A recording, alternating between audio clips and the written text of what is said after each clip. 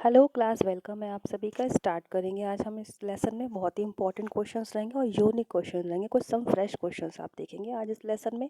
Again second grade literature के लिए आप कहीं और नहीं जाइए। बिल्कुल जो भी मैंने प्रीवियस 10 लेसन बनाए हैं एज इट इज़ क्वेश्चंस आप उसमें से देख लीजिए, क्योंकि रिपीटेड भी होते हैं और उसमें जो मैं एनालिसिस बताती हूँ वो तो बहुत हेल्पफुल होता ही है, जैसा कि आप सभी जानते हैं। तो शुरू करते हैं हमारा आज का लेसन। टोरू दत्त के क्वेश्चन मिलेंगे इसमें हमको आज, और सरोजिनी नायडू जी के, रविन्द्रनाथ टैगोर जी के, इस तरह से मिक्स क्वेश्चन रहेंगे। पर इनके प्रीवियस में नहीं पढ़ा है, कुछ अलग ही है question. Okay.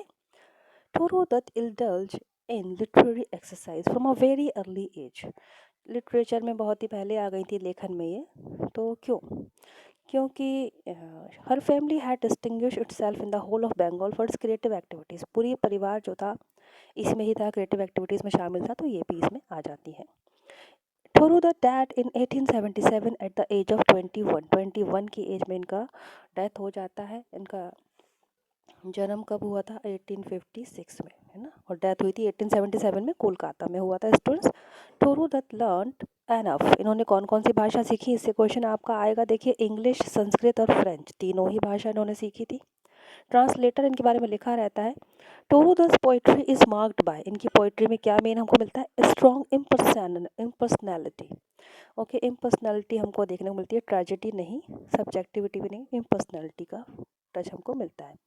To this translation of French poetry in English is connected in, इन्होंने इन्होंने फ्रेंच पोइट्री का इंग्लिश में जो ट्रांसलेशन किया था वो हमें मिलता है देखने को इसमें। अ sheaf gleaned in French field, important work है ये टोरू दत्त जी का, और इसमें इनका कलेक्शन है जो कि इन्होंने इंग्लिश में ट्रांसलेट किया है फ्रेंच से। A sheaf gleaned in French field, very new question है और इम्पोर्टेंट है, टोरू दत्त का वर्क है। There is a note of melancholy, melancholy means उदासी, टोरू दत्त की पोइट्री में हमको देखने को मिलती है। क्यों? क्योंकि इनके भाई की डेथ हो जाती है 1865 में और इनकी सिस्टर की हो जाती है 1874 में। Made her मेलनकली and this found it's way in her poetry, तो वही इनको मिलता है और 1877 में फिर इनकी भी डेथ हो जाती है। Next question is which poem was not written by Toru Dutt, कौन सी इनके द्वारा नहीं लिखी गई है? द पिलग्रिम ऑफ नाइट इनकी नहीं है। द लोटस मोस्ट फेमस है, अवर कैजुअल ट्री इनका है ही।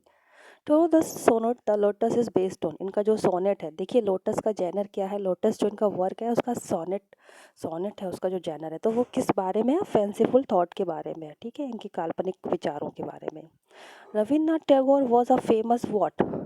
Poet, painter, novelist. इसमें से केवल ये तीन ही लिखे हैं, आप इनको सर्च कीजिए, कम से कम 8-10 बातें लिखी इनके बारे में, ये क्या क्या थे ऐसे।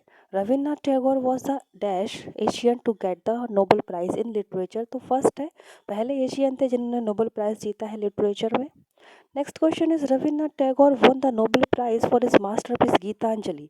Geetanjali was originally written in Bengali, सबसे पहले ये ओरिजिनली बंगाली में लिखी गई है, गीतों की अंजलि, Gitanjali, and translated into English, English में इसको ट्रांसलेट किया गया था।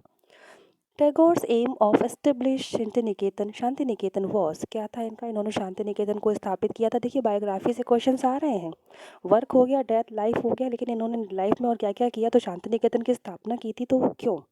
To transmit a message of love and selfless knowledge of all mankind, सभी में एक निस्वार्थ भावना का मैसेज फैलाना। Which creative work does not belong to Tagore, इनमें से कौन सा टैगोर का वर्क नहीं है? तुगलक नहीं है, गीतांजलि तो है ही, चंद्रलेखा, चित्रा भी है। रविन्द्रनाथ टैगोर स्टडीड एट, शांति निकेतन में पढ़ते थे। इन 1915 टैगोर वॉज, तो नोबेल प्राइज़ तो 1913 में मिला है, लेकिन 1915 में भी इनको कुछ उपाधि मिली थी। वो उपाधि क्या रही? देखिए, answer is नाइटेड by the king of England, England के राजा के द्वारा इनको सर की उपाधि दी गई थी, नाइटेड की उपाधि दी गई थी, जो इन्होंने लौटा भी दी थी, वो भी हम देखेंगे आगे क्वेश्चन में।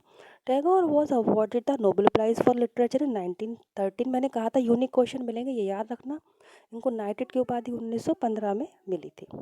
Next question is the Gitanjali was translated into English in, translated कब किया था इंग्लिश में? 1912 में किया था, उसके लिए 1913 में इनको मिला था हमको नोबेल प्राइज़। नेक्स्ट क्वेश्चन हमारा है, देखिए टैगोर जी ने प्रोटेस्ट किया था, विरोध किया था किस चीज़ के खिलाफ? क्रुएल्टी एंड ह्यूमिलेशन, जो दुष्टता दिखाई थी, जो अपमान किया था, inflicted on the people of Punjab in 1919 में जो जलियांवाला बाग हत्याकांड हुआ था उसकी उसमें प्रोटेस्ट करते हुए इन्होंने अपनी नाइटहुड की उपाधि वापस कर दी थी, जो इनको 1915 में दी गई थी। Most important question.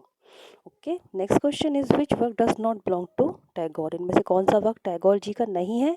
तो अक्काया नहीं है। बाकी lovers gift, the gardener, the home and the world इन्हीं के ही इंपॉर्टेंट वर्क है। Which one is not Tagore's worst drama? इनका टैगोर्स का वर्स्ट ड्रामा कौन सा इसमें से नहीं है?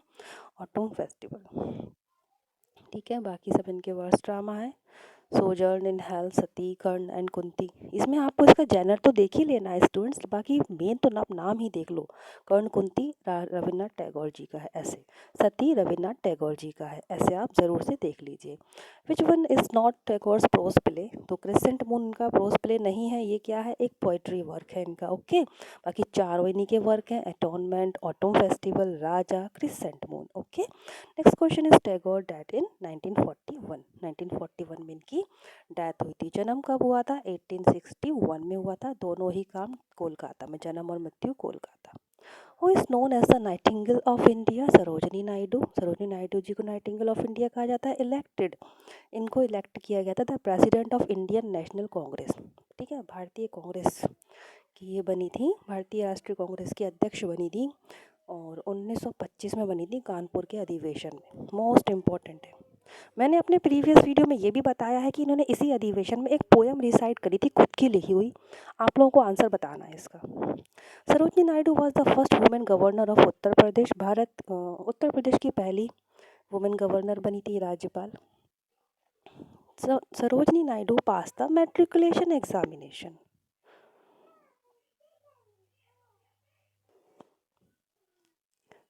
Sarojini Naidu pass the matriculation examination. हाँ दीदी।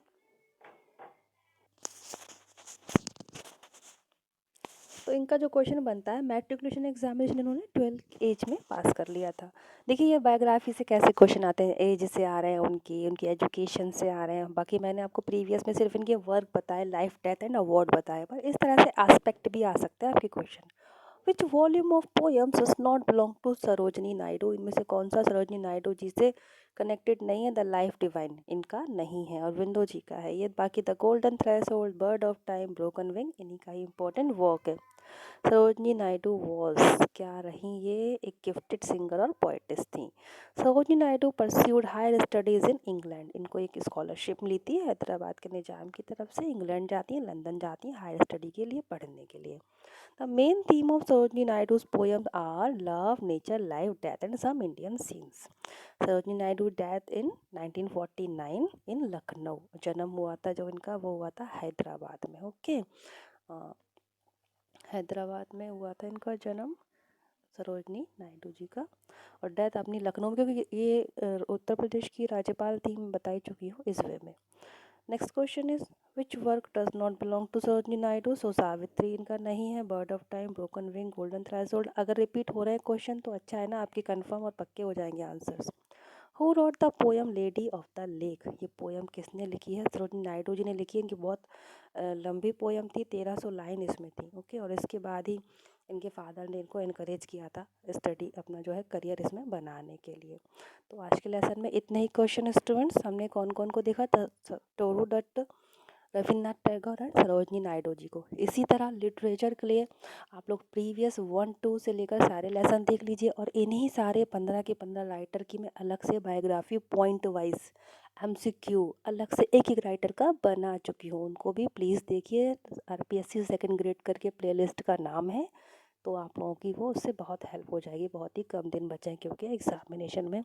और लाइक, शेयर, सब्सक्राइब कीजिए, कमेंट करके बताइए अपने आपको कैसा लग रहा है ये लेसन, और बाकी क्या रिक्वायरमेंट है। Thank you so much for watching this lesson. खुश रहिए, पॉजिटिव रहिए। जय हिंद।